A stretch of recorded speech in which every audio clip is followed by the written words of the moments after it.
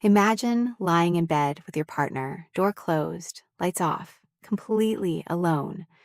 For nearly all of human history, that scenario was impossible. There were no doors, no walls, no separate rooms. So, how did our ancestors manage privacy? The honest answer is they mostly didn't. But the full story is fascinating. For roughly 300,000 years, people lived in tight knit groups of 15 to 50 individuals. There were no private spaces in hunter gatherer camps. Everyone slept together for warmth, shared meals, gathered around the same fire, and heard each other's conversations. Nothing went unnoticed. So, how did couples find any intimacy? Researchers studying modern hunter gatherer communities have identified three recurring approaches. Timing.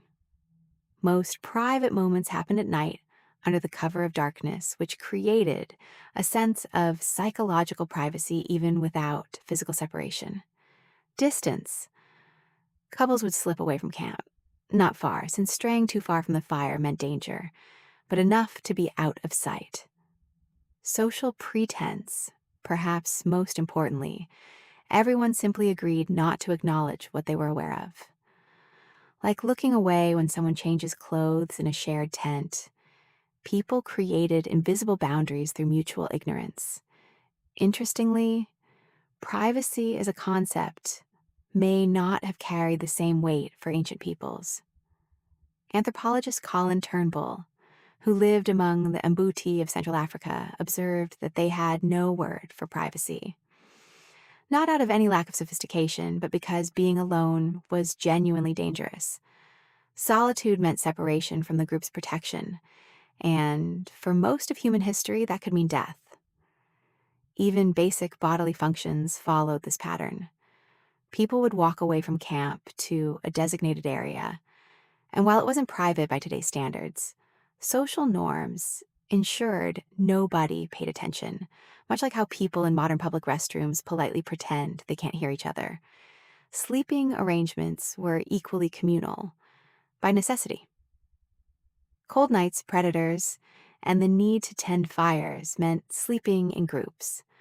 Archaeological findings from sites like Ohalo II in Israel show shelters from 23,000 years ago, barely large enough for a family to lie down together. Even in medieval Europe, whole families shared a single room, sometimes a single bed.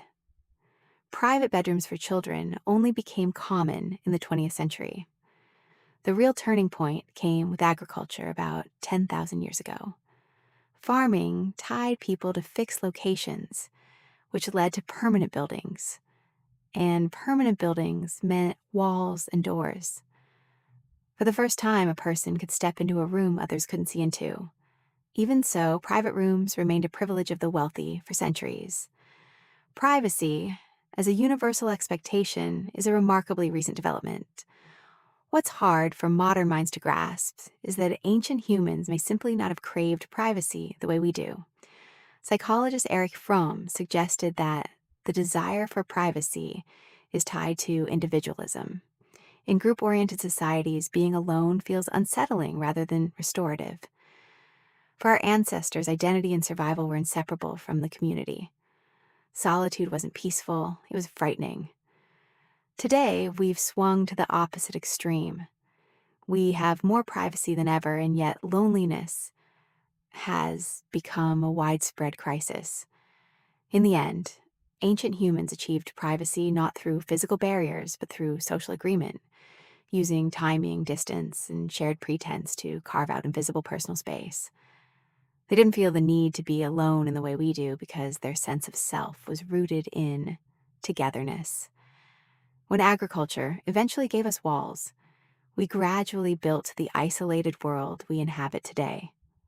One where a person can go days without seeing another soul, and where the privacy we once fought so hard to achieve has quietly become its own kind of loneliness.